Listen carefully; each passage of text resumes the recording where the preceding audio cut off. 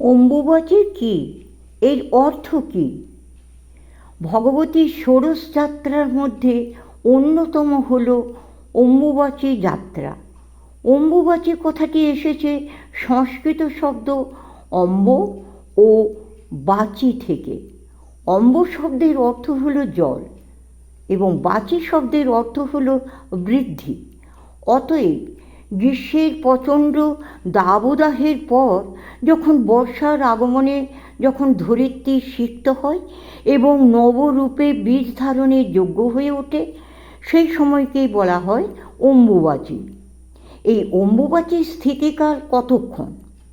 উত্তরে শ্রীমান রঘুনন্দন ভট্টাচার্য তাঁর অষ্টবিংশতি তত্ত্ব নামক গ্রন্থে তিথিতত্ত্ব ও কৃত্যতত্ত্বে অম্বুবাচী ও তার স্থিতিকাল নিয়ে লিখেছেন।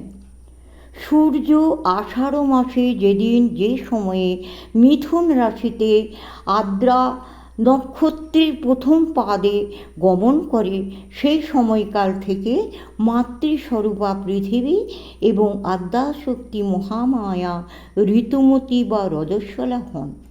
ইহাই অম্বুবাচীর শুভ শুরু হয়, অম্বুবাচীর কাল শুরু হয়।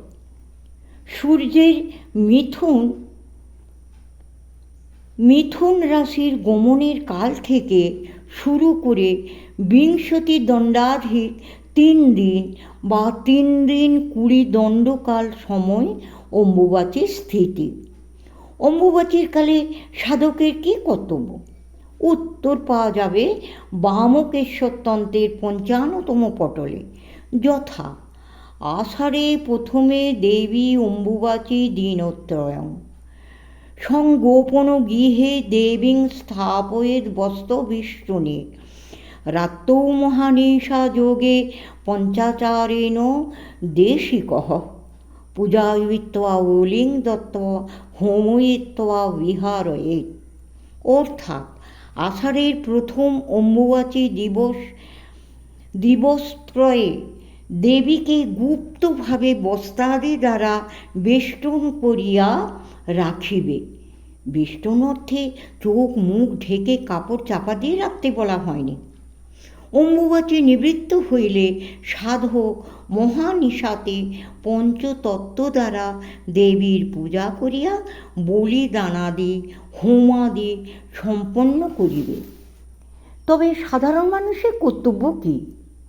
এই দিনগুলিতে আমাদের কর্তব্য দেবীকে বিশেষভাবে যত্নে রাখা। এমন ধারণা ঠিক নয় যে দেবী এই সময় অশুচি বা অস্পৃশ্যা হয়ে যান।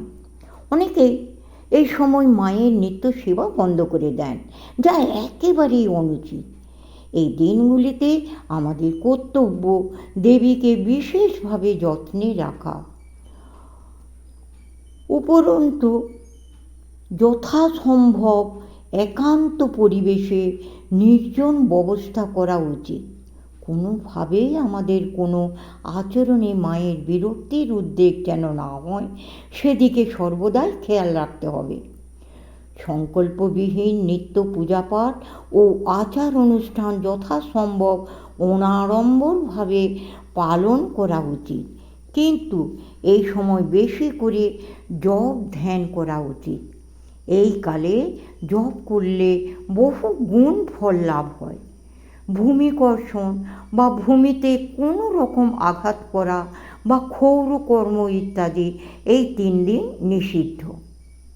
সকল সাধক এবং ভক্তগণেরই এই সময় সংযত জীবনযাপন করা একান্ত কর্তব্য।